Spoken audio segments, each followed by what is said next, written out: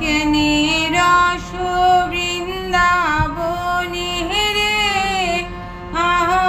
আনন্দের স্থানে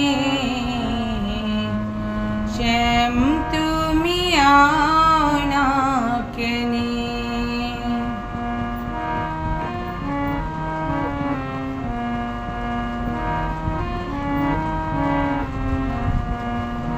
বকুল ফুলটি বাসি হলো মধুটি শুকাইয়া গেল,